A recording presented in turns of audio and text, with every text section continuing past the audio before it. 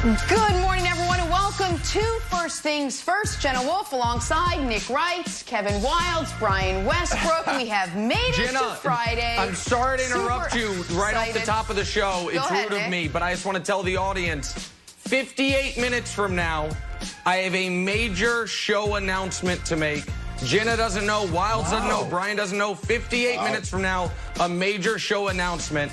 So I just want to let everybody know that. Jenna, take it from here. Are you getting your hair cut? Just want to let everybody know. We'll see. That probably isn't it. That is a tease, as we call it. All right, we will wait for that. We got 58 minutes until then. But coming up on a Friday morning, does LeBron need a title this season? Can Jayson Tatum be the best player on a title team? And can Cam Newton be the long-term answer in New England? That might depend on whether he could be the short-term answer. We shall find out. But we stay in the NFL for our top story this morning. The Dallas Cowboys, ESPN.com, ranked the best running backs for 2020. And Ezekiel Elliott came in not first, not second, but third place behind Saquon Barkley and Christian McCaffrey. But it wasn't the ranking that fired him up. One offensive coach who left Zeke completely out of his top 10 had this to say: very few breakout runs, doesn't look as strong anymore, feels like he's about 60 to 70% of what he was. Well, Zeke took to Twitter to respond saying whoever that is faded, LOL. All right, let's take a step back. Nick, when we started the show maybe 3 years ago, this was clearly Zeke's team. We knew it. The Cowboys knew it. Last year, this was a passing offense. So in order for the Cowboys to be contenders, does this offense need to be more about Dak or more about Zeke? It's got to be more about Dak. And it doesn't matter if Zeke is the most talented player on the offense. It's the NFL. It's 2020. And if you have a capable quarterback, you need to have a pass-centric, pass-first offense. I know folks might want to say, Nick, half the conference finalists last year were run-first teams. The San Francisco 49ers, the Tennessee Titans. But those teams were run-first teams because it was a necessity due to who their quarterback is. If Jimmy Garoppolo's your quarterback, you have to be a run-first team to succeed. If Ryan Tannehill's your quarterback, you have to be a run-first team to succeed. Dak Prescott is either going to play this year under the franchise tag Wilds, or he's going to play this year as one of the 3 highest paid players in the history of football. You have Amari Cooper, just became the highest paid wide receiver in the history of football. You just drafted CeeDee Lamb. Zeke needs to benefit from Mike McCarthy opening the offense up, from him facing fewer 7- and 8-man boxes, and needs to be a counterpunch rather than the consistent jab he was last year. So if the Cowboys are not going to be a good team, but a great team, which, Kevin, I think they possibly could be, it's going to have to be on the right arm of Dak Prescott, with Zeke being a complementary player instead of the featured player, Wilds. Yeah, so the coach might be faded who made this comment, but the point has got some validity to it. If we can see the graphic on, he placed top 3, but his explosiveness, Brian, I want your take on this. Saquon, this is rushes for attempts for 20-yard rushes. Saquon 1 every 27 attempts. McCaffrey 1 every 47. Zeke's 1 out of every 75. We had Dusty, our researcher and perennial Eagles fan, said your career average was 1 out of every 31 attempts. So is it just as this cut and dry with, like, look, he lacks explosiveness, the numbers don't lie, or is there more to the story? Well, I still think that Zeke is still very explosive, but I also think he's a volume back. He's a guy that's going to get 2-3 yards and then get a 20-yard play. And so he may not have the explosive plays like Saquon had, and maybe not have the explosive plays because he's not operating in space like Christian McCaffrey. But I still think Zeke is very qualified, and I still think he's one of the best running backs in the league, and he's certainly in the top 3 as far as I'm concerned in my list. And when I look at this Dallas team, I don't know that the conversation about whether it's Zeke's or Dak's offense is really the case. Truly, when I go into an offensive meeting room and we're talking about game plans for a team, we're saying, what are the weaknesses of the defenses? What are the things that we can attack, whether it's the pass or the run? And truly in the game is going to be probably a little bit of both. And we want to attack those defenses. And when you see the roster for the Cowboys, they have the ability to attack a defense, whether it's with their pass or with their run. Let's look at their offensive line. Tyron Smith, you're talking about La'el Collins and Zach Martin, three of the best offensive linemen in the league. They have the ability to pass block as well as run block. Blake Jarwin, a tight end, I think he can be more physical in the run game, but certainly when you put him in space in the pass game, he's going to be effective.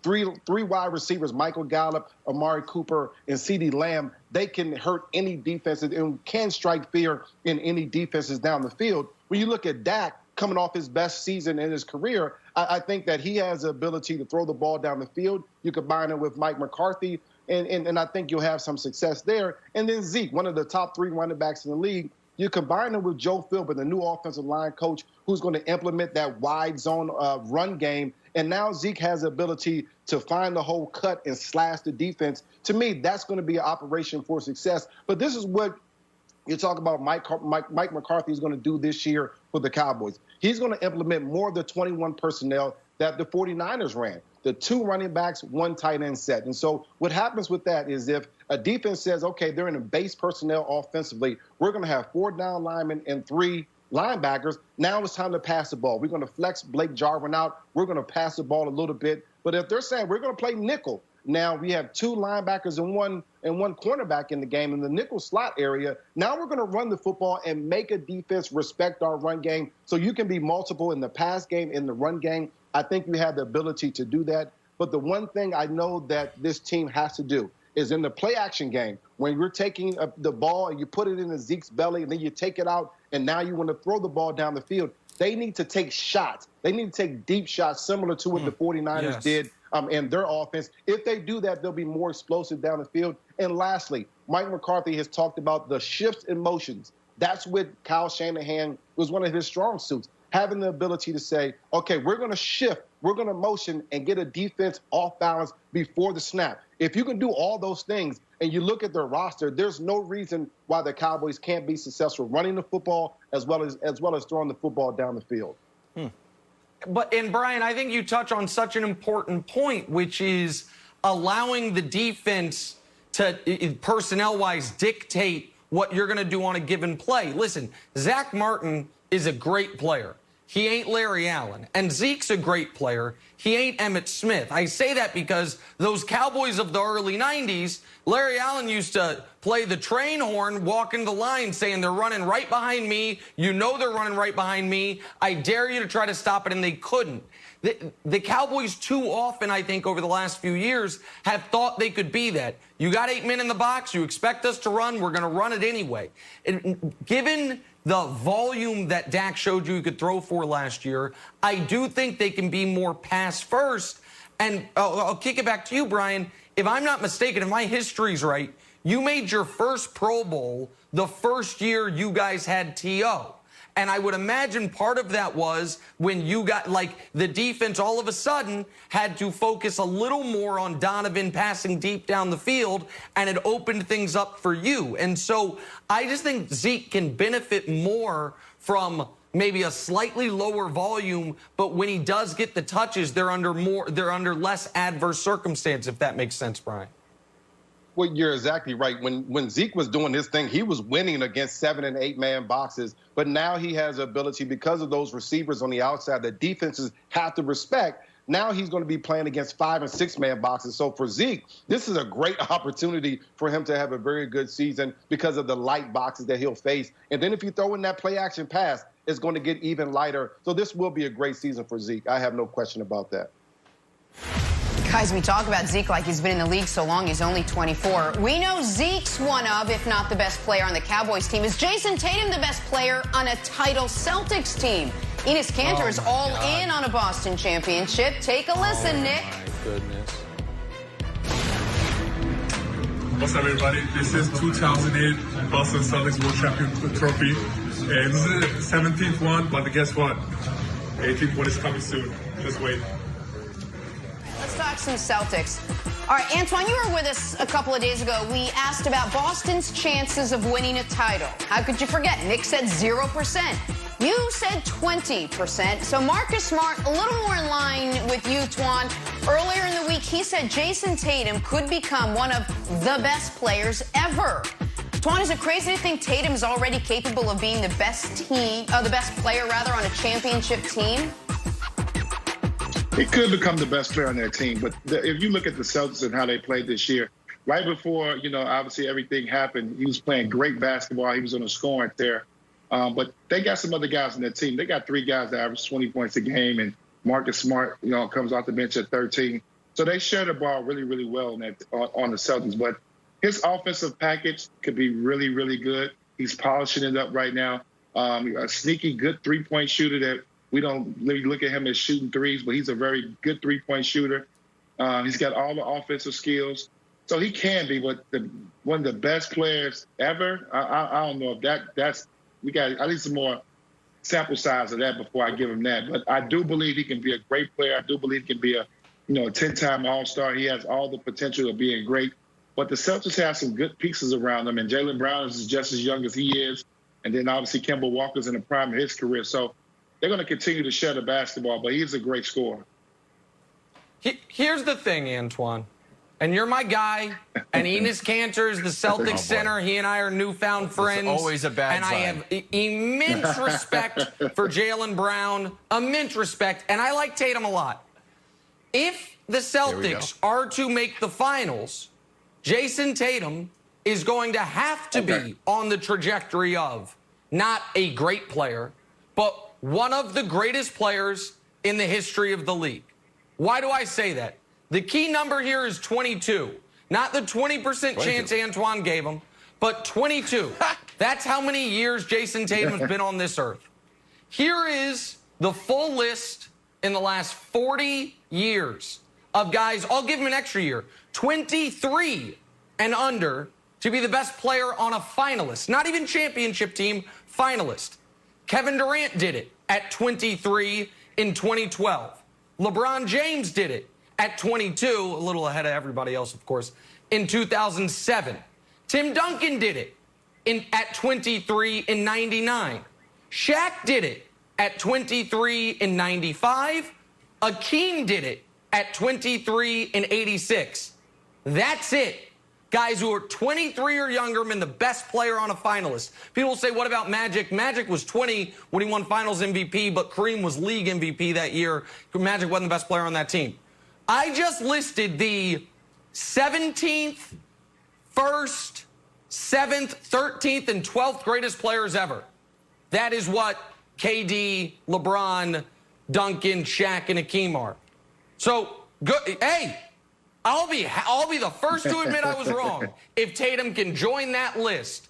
But Wilds, unless we are saying forget superstar, forget best young player in the league, Jayson Tatum is on a trajectory to be one of the 20 greatest players we've ever seen, and the Celtics ain't making the finals this year. That's just what 40 years of NBA history tells me, Kevin.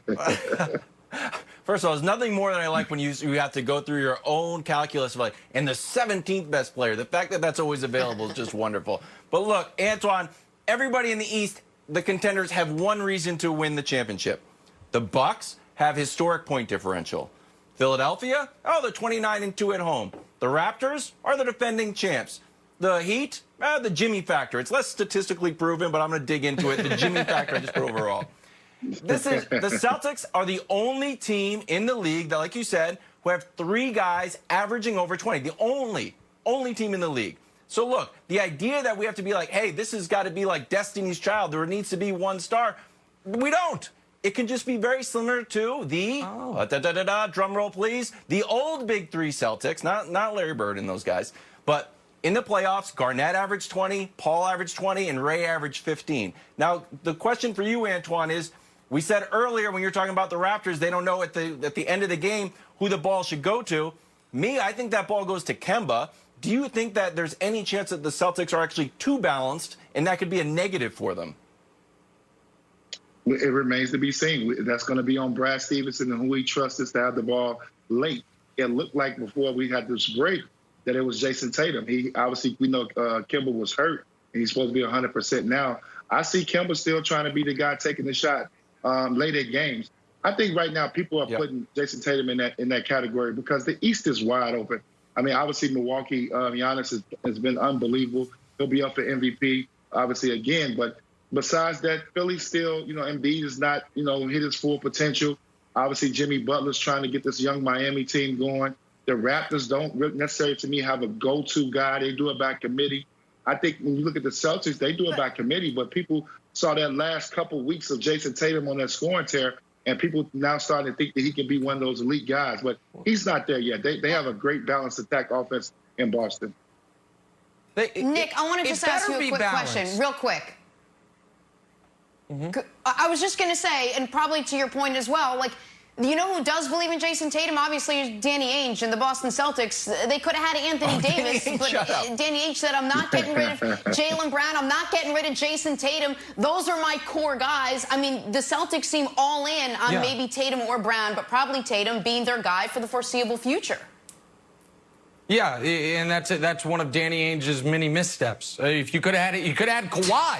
If you'd have gotten rid of Jaylen Brown, and maybe you're the defending champs. And if you could have had Anthony Davis, and you don't want to get rid of listen, Jayson Tatum, people think I hate Jayson Tatum. Jayson Tatum is a really good player, but the narrative on him has so far outpaced the reality. Antoine's right. He had an amazing February. 31 points per game, 48% from threes on tough threes. Look at those threes. Those are tough threes. But February is not the season. Here's Jayson Tatum on the season. He's averaging 23.5 points per game. For some context, it's not quite as many points per game as notorious huge scorer Pascal Siakam is averaging, but it is more than DeMar DeRozan. He's shooting 44.8% from the field. Listen, it's just behind notoriously efficient player Zach LaVine, but it is ahead of Danilo Gallinari. He's shooting 39.8% from three. Now, that's not quite as good as Luke Kennard, but it is better than Jaren Jackson Jr. His player efficiency rating is 20.4.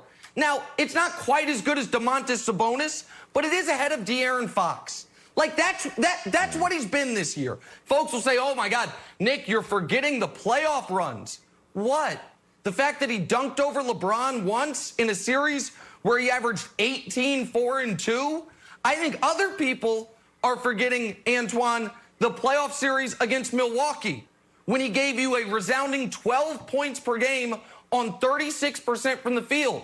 That's the last time we saw him in the playoffs. So if he's about to take a supersonic leap, Antoine, I'm excited to see it.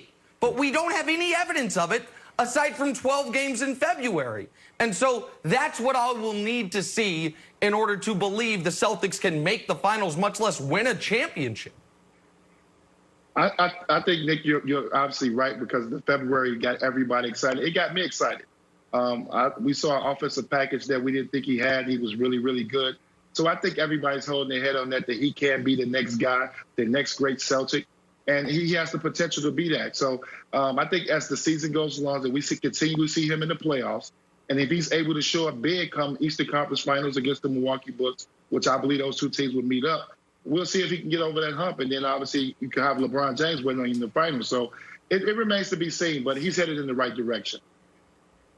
You said the word there, Antoine, potential. All right, let's get back to some football. Oh, Cam Newton paired up with one of his new receivers. New hat, N'Keal Harry. Both these guys with something to prove this year. Cam and the Patriots next. First things first. Back here with Brian Westbrook, and we are drawing a blank, gentlemen.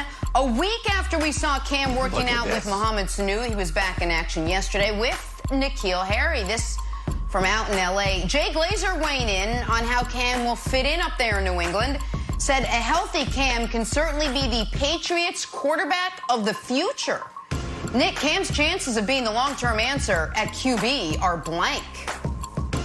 With respect to the great Jay Glazer, I'm going to say very slim, but not for the reasons I think a lot of people would think. I think Cam is going to ball out this year, and that's going to put the Patriots in a very tricky spot.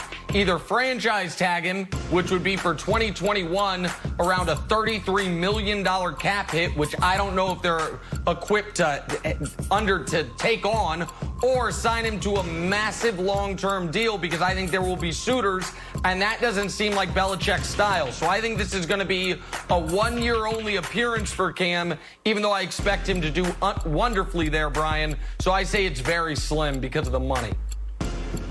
You know, I agree with Jay Glazer, and I'm saying his chances to be the long-term fit are high. And here's the reason why. There's been a lot said that Cam can't be a fit with Belichick and things like that. But this is what I know about athletes. They're adjustable, and Cam understands what he's headed into up there in New England, just like Randy Moss and so many other players that have went to New England and have had success. But also, Bill Belichick understands what they're getting with Cam, so they're going to play to his strengths. As long as he's healthy, I think Cam has a very good season, and the Patriots will want to sign him to a long-term contract. Look, if I didn't think he was going to be the long-term answer to the New England Patriots, I wouldn't have spent $1,100 on Fanatics buying Cam Newton jerseys yesterday. Nick, I also agree with the money. But look, we didn't think it could work this year. We were dead last in cap space, and we got Cam on an incentive-laden deal. We're going to be 6th next year, so maybe Belichick will give him a big boatload of money. Maybe we get into the QuickBooks and figure out a way, because once Cam's got the Super Bowl ring, I think it all sort of evens out, Jenna. Oh, my Super Bowl. I like it. Cam basically playing for free this year. Why is Ezekiel Elliott so fired up? An anonymous NFL coach said this about the Cowboys running back: very few breakout runs, doesn't look as strong anymore, feels like he's about 60 to 70% of what he was. To which Zeke replied, whoever that is faded, LOL. Nick, Zeke pushing back on an anonymous coach who said he isn't a top 10 running back is blank. This is good social media for a number of reasons. He's not punching down at some random fan. This is a coach in the league in which he plays, a coach who didn't want to put his name on it, went anonymous. It's a little self-deprecating because Zeke has a little bit of a social media history of himself involving the word faded, so that was good. And I think it's a little chip on your shoulder. So I think this is good social media by Zeke. I give this a 7.5 out of 10 on the Kevin Durant social media scale. I like it. I think this is going to be solely motivation for Zeke. NFL players are always looking for a motivation, trying to get that slight so they can work a little bit harder. And I guarantee you, before every single game, Zeke will look at this clip and say, was it the Eagles coach that said that? Was it the Redskins coach that said that? Was it the Giants coach that said that? And he'll find a way to make sure that he has that motivation that he needs. This is great motivation for Zeke. So I went with level-headed, and here's why. Just because someone says something mean about you on the internet anonymously doesn't necessarily mean it's not true. So I see my background here. I will go on to the comments, Nick. The guy's like, this guy went from having nothing in the background to a bunch of crooked pictures. And you know what I did? I said, you know what, buddy? That's not a troll job. That's just accurate, constructive criticism. I went and got a level for you, buddy. And I checked it out. So look, Zeke, this is a true story. Zeke, the guy's not wrong. You only had four runs over 20 yards. It's once out of every 75 attempts, so it can be mean and accurate at the same time. Zeke's got a chip on his shoulder. Watch out, defenses. Moving on, really NFL.com's Adam Shine published his list of the league's most complete teams. Guess who didn't come in first or second? The defending Super Bowl champs, the Kansas City Chiefs, ranked 3rd behind Baltimore and San Francisco. So, Nick, Chiefs being ranked as the 3rd most complete team is blank.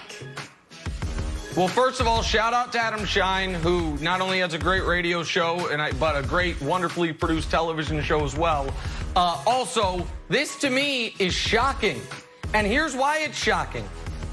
Because I'm old enough to remember a time 18 months ago when the Chiefs were the least balanced team in the NFL, least complete team, literally. They had the #1 offense and the 31st ranked defense. And now we're a year later, they had a top 5 offense, the 7th ranked scoring defense. I saw this ranking, I said, Shine, what are you thinking? Like, the Chiefs aren't complete.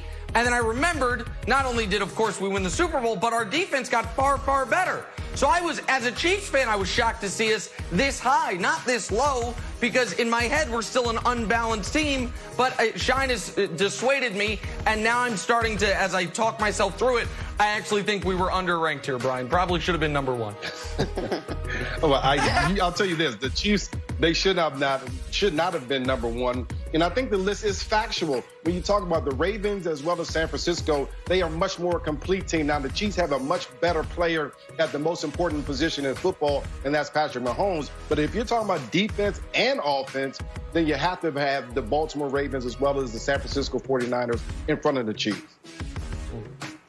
Look, I this needed a clarification. Nick, I co-sign you that Shine's got a great radio show and a TV show. But in the article, in the draft, Brett Veach scooped up Clyde Edwards-Helaire, a dynamic all-purpose back whom Andy Reid described as being better than Brian Westbrook. He did, but then he called Brian, or Brian, you called him, or you guys texted or paged each other, and it clarified that. I think it has the potential to be... Yeah, I got a page. You guys on page? So it's the potential to be as good as the great, elite Brian Westbrook. I was once a very good football player, and it took me a long time to get to that point. Clyde Edwards-Helaire is already better than me. He hasn't played one down in the NFL. Andy Reid, this kid better be good. Wilds, I'm going to send you a telex later. Let's talk Madden ratings. Ooh. EA Sports announced the overall ratings for the incoming rookie quarterback class. And first overall pick Joe Burrow leads the way with 76. Tua 73. Love at 71. Nick, the Madden rookie quarterback ratings are blank. Brutal for the LA Chargers. Now, first of all, I would have Tua ahead of Burrow. I'm on the record on that, but that's not my takeaway here. My takeaway here is this. The guy who was taken 6th overall, Justin Herbert by the Chargers, is behind Jordan Love, a guy who the Packers don't expect to see the field for at least 2 years, if not longer. The Chargers had a fork in the road moment for their franchise. Sitting at 6, they could have drafted Isaiah Simmons, the do-it-all defensive player out of Clemson. They would have had him and Derwin James as 2 hybrid players to go along with Bosa and Ingram. You sign Cam as your quarterback. You have Tyrod Taylor as an insurance policy, and you strike a little fear in the heart of Chiefs fans everywhere. Instead, they took a quarterback who's going to end up being the 4th or 5th best quarterback in his draft class at 6 overall. You don't upgrade the defense, which could have been dominant. And it's a reminder of how big of a reach the Chargers had at number 6 with Herbert behind Love here, Brian. You know, when I was playing, I didn't care at all about the Madden ratings. I didn't really play Madden very much, and so I didn't realize how serious it was. But when you listen to some of these young guys that are playing now, and really the guys that I play with, I have to understand that these ratings are serious business. As soon as the Madden games comes out, they're looking up what the rating there is. And this is also motivation. We talk about the motivation for Zeke and his ability and coaches doubting him. The Madden rating has been motivation for a lot of different guys. And Kevin, when I look at it, I look back to mine. It was in the 80s. And I'm like, oh, I'm a 90s rating type of player. They need to fix some things in Madden. Easily. Brian, like, it's funny that you mentioned that. There's clips on YouTube. It's called, like, the smartest plays in NFL history. And one of the plays is when you go down to the 1-yard line and fall down. I was like, oh, that was a great play. Also, one of the worst fantasy plays of all time in sports history, Brian Westbrook, everybody. I went with, what did I go with here? Talking about fantasy sports. Oh, I went after week 1. Poor Tua's got to go into the Lions' den with Cam Newton and Bill Belichick. He's got a rating of 73. He's going to get shut out in Foxborough, so that's going to tank. So I don't know if we're going to root for Ryan Fitzpatrick there to keep the rating okay. All right, we'll see. Hey, guys, are we going to see the same LeBron James when the NBA restarts 3 weeks from today? This is First Things First.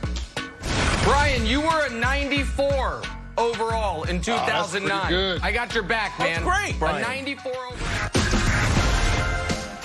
Back here with Antoine Walker. Time for stories to start your morning. Tiger Woods officially committed to the Memorial Tournament next week in Columbus. Yeah, he did. His first PGA Tour event since February and first competitive event since the match in May. Nick, you have Tiger winning every single tournament he enters for the rest of your life. So you like him winning the Memorial for the 6th time? No. Jenna, let's be fair. I pick Tiger to win every major every year. Not every tournament. But you know what tournament I do always pick him to win? The Memorial, which he's won 5 times, about to be 6. And he's going to break Sam Snead's record for all-time wins on tour, get his 6th Memorial victory, get his 83rd tour victory. We were talking earlier about Celtics championship odds. The Celtics odds to win the championship plus 1,800. Tiger Woods, Wild's odds to win the Memorial, right around plus 1,800. Save the money you're going to waste on the Celtics. Bet on Tiger to win the Memorial. I can't call it free money. It's too tough because it's a golf tournament. A lot of things can happen. But I love him at 18-1, Wilds. Nick, you are on a hot streak. Is this an official pick? Because you've got the Harvick pick, you had the Secretariat pick, they got out of nowhere. No, he always goes with Tiger. Right now. Is America, this official? Careful. Hold on. It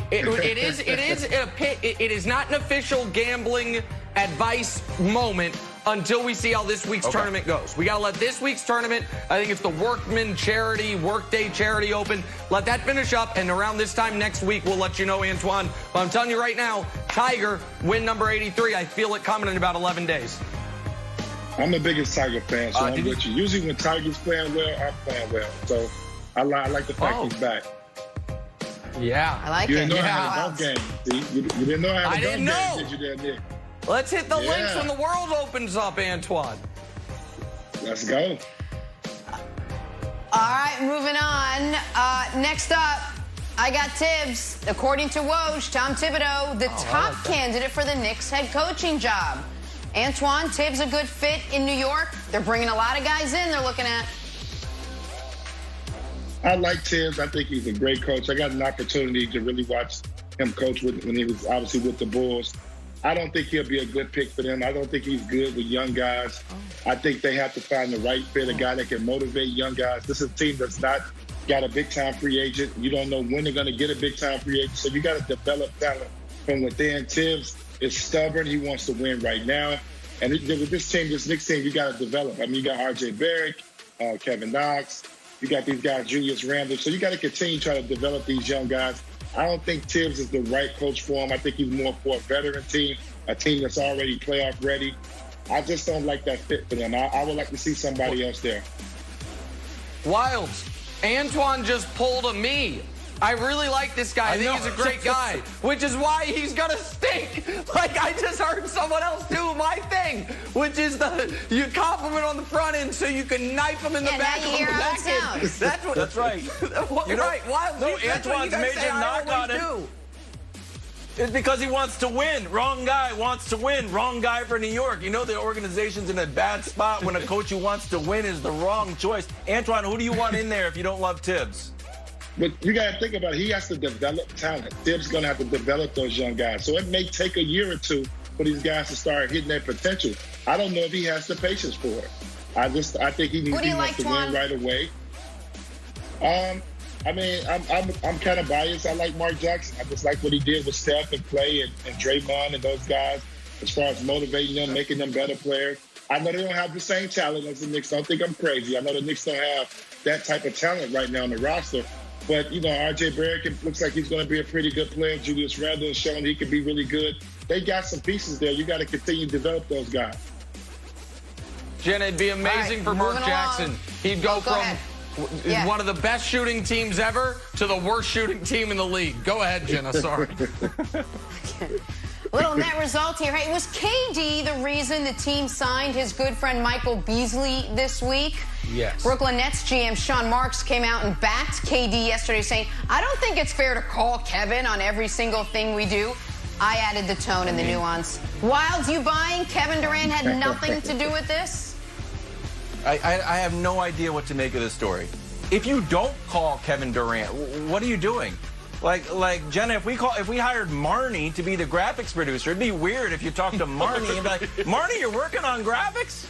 I didn't know that. That's my best friend. So someone has to tell me these things. So just embrace it. Just be like, Kevin Durant is the cornerstone of this franchise. Of course I talk to him. We're always looking about fit and chemistry for the team. Of course I consulted him. We're a players first organization, and we think Michael Beasley is going to have 8 games to prove himself, minus the suspension, which screws everything up. What has he got, 2 games to prove himself now, Nick?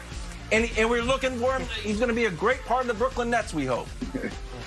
All right, I know this is obnoxious what I'm about to do, and I know I'm the math guy, you're not the math guy, But 8 minus 5, Wild, shouldn't be a hard I don't know equation how many for you. games That he got would be suspended. 3. I thought he was. You said 5. You said 5. Well, and then you were like, 8 games minus 5. I think that's 2. I thought but he was regardless, an extra game.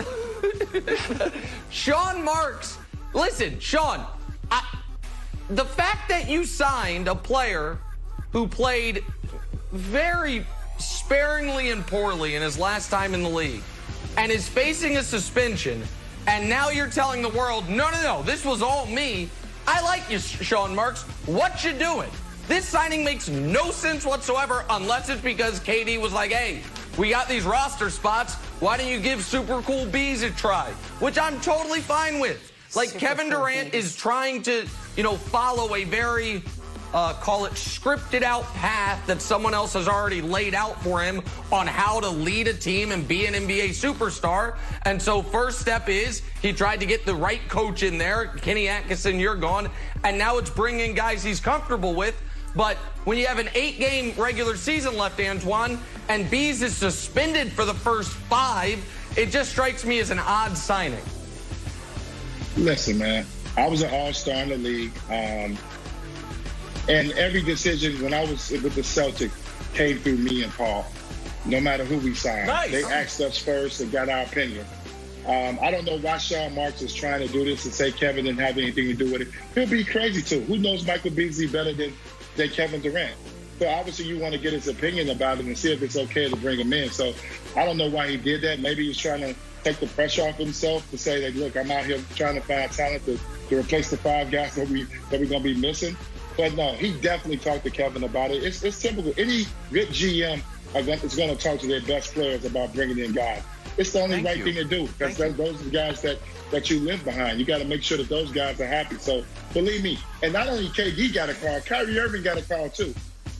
Believe that. All right. Believe well, it. if you guys bring Marnie in for graphics, please make sure you call me immediately. On to the return of the king. The New York Times published a column yesterday, talked about how much the NBA landscape has changed over the past couple of months. But one thing that absolutely hasn't changed is LeBron's mentality and his tireless drive to win. The article read in part, at the time, James had the Lakers primed for a title run. At 49-14, they had the best record in the Western Conference, and James was playing some of the most complete basketball of his career. But he had significant groin injury last season, and no athlete, not even James, can be dominant forever. Despite the season's idiosyncrasies, he seems determined to seize the opportunity before him. What would it mean for LeBron's future if he doesn't pick up where he left off, Nick? Well, if he doesn't pick up where he left off, it means the Lakers don't win the title. And if the Lakers don't win the title this year, a very particular, specific window closes on LeBron. His ability to get to 6 rings. Now, I think it is obvious he does not need to get to 6 rings to be the greatest player ever. But for some folks who obviously consider, Bill Russell the greatest ever, and then Jordan and Kareem are tied because it's just count the rings, count the rings, count the rings. 6 rings would be very helpful for LeBron because he already has Jordan topped in every statistical category that matters and everything else, but Jordan has those rings. If the Lakers win the title this year, Wilds, they will go into next year as the favorites. They pull off a back-to-back, he's at 5. And then he can maybe follow the Kareem path of peeling a ring in his later years when he is no longer a dominant player. You might say later years. How many more years do you think he's going to play? I think LeBron's going to play 5 more seasons after this one. That's the minimum number of seasons he'd have to play to have any shot of playing with his son, if his son can make the league. And if right now in year 17 he's still the best player in the world, then in year 20 he'll still be a top 12 player at the very least. So I think he's got 5 more years to go along with this one. That's 6 playoff runs. If he wants any chance at 3 more rings, Wilds, in order to match Jordan, they have to cash it in this year, which is why, Kevin, it's good they're the overwhelming favorites. But do you think he needs 6 rings, Nick? Like, America, you are seeing some Nick Wright vulnerability. If you cut Nick Wright, he bleeds too. If you cut his hair, it doesn't work. But if you cut him, he bleeds. Like, you should not move on this. You do not talk about 6 rings on this show, Nick. It's not just the 6 rings. It's the losses. He's saying, so unless we're giving him a DeLorean, there might be a Back to the Future ride, Universal nearby in Orlando that he can get on and erase the losses. That's what he would need to do, Nick. It's not just the wins.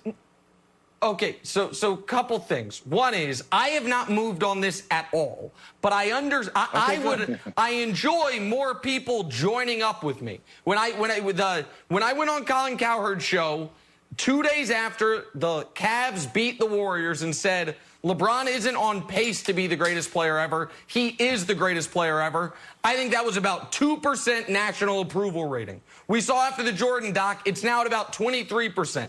The needle has moved. Eventually, 23. It's going to be overwhelming above 50%, I believe. If he gets to 6 rings, it's not even going to be a discussion. It's going to be like Gretzky and the rest of hockey. The debate is about who the second greatest player ever is, not who the greatest player ever is. The losses, there's one loss, Antoine, that's a blemish on his resume. 2011. That is it. That is the only actual blemish on his resume. Every other year, he was the best player in those finals. 2007, he wasn't the best player. He's 22 years old. So the losses don't concern me at all, but I don't think he can get to 6, which some people say he has to get to, Antoine, if they don't cash it in this season. You don't have to get to 6. And one thing you got to think about for LeBron, every year is a challenge. So one thing you got to think about, how can he motivate himself every year? Obviously, this year he's very focused. He's trying to bring that fourth championship. But after that, he got to continue to get his body together. It's really hard work to get the player at that level, to be at MVP level. So we got to see how much more that he has to take mentally to be ready to go to continue to fight. But I don't think LeBron is chasing 6 rings. I think LeBron is chasing 1 ring in L.A. to do it with 3 different teams. I think that's where he sets the difference at. Nick, I do believe he's the best player in the league right now. Arguably, he can finish up probably the second best player to ever play the game. I still think Michael Jordan's the best player to ever play the game. But for LeBron, right now, I think it's all about getting one for the Lakers. I think that just to be a part of the Kareems, the Magics, the Kobe Bryants, I think he wants to be on that list that's brought championships to Los Angeles and do it with 3 different organizations. And then I think after that, it's going to, you got to find that motivation year in and year out. I mean, Father Time catches up with everybody. We know he's been unbelievable in taking care of his body and making sure he's healthy. But it's hard every year to find that motivation when you've done everything in your career and you accomplished everything. It's not about money. Obviously, he's going to get all the individual accolades. He's going to be a Hall of Famer. He's going to do all those things. So every year he has to find motivation to keep going to be able to be the elite. Every team he's played on, he's been the best player. He has to be the best player. I don't know if he can take a backseat role. What if he doesn't want to take that backseat role? What if he don't want to play in the later years where he's not the best player on the floor? So we got to think about those things for LeBron. But I think the window is this year and next year for LeBron to win this title. Well, as far as taking a backseat role, Antoine, I think you saw this year with his transition to point guard that I think once he does start truly deteriorating athletically, which amazingly he hasn't really 17 years in, I think he'll transition seamlessly to like a super rich man's Jason Kidd, which is an unbelievable, way to be able to play at year 20. And I think that's what he'll do. But Wilds, Antoine raised, I thought, a very interesting point, which is the next step being the 3rd ring with the 3rd different team. If he were to finish his career without winning another one, I do think, while I'll still believe he's the greatest player ever, he's already accomplished it, that 23% that I said agree with me, Wilds, I think that number starts going in the other direction. If he plays 4 more years with the Lakers, they never win a title. I think it starts going, closer to 15%, 10%, than moving upwards, even when he passes Kareem on the all-time scoring list, Wilds.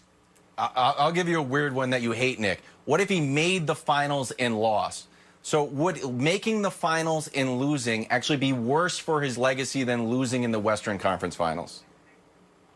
Oh, well, of course it would, because you have a lot of dopes in the media that think losing later is worse than losing early. I know. You've got a lot of folks that think, evidently, the worst thing you can do is, as an Olympian is win a silver medal. You're far better not medaling at all. Like, it's just lunacy. So, yeah, I think the narrative, it would hurt him. We only have like 20 seconds left in the show. I promised America, Jenna, a major announcement. Oh, here we go. Wilds, you didn't know it, but you spoiled it. The major announcement is, guess what's happening tomorrow? I'm getting a haircut. So Monday, America, it's going to be a totally new Nick Wright. First haircut in 5 months, Jenna Wolfe. So Monday, I'm excited to see how I look. We're all excited, Nick. We're all excited. All the best to you, Nick, whichever side you're sitting on. Have a great weekend, everybody. Twan, thanks.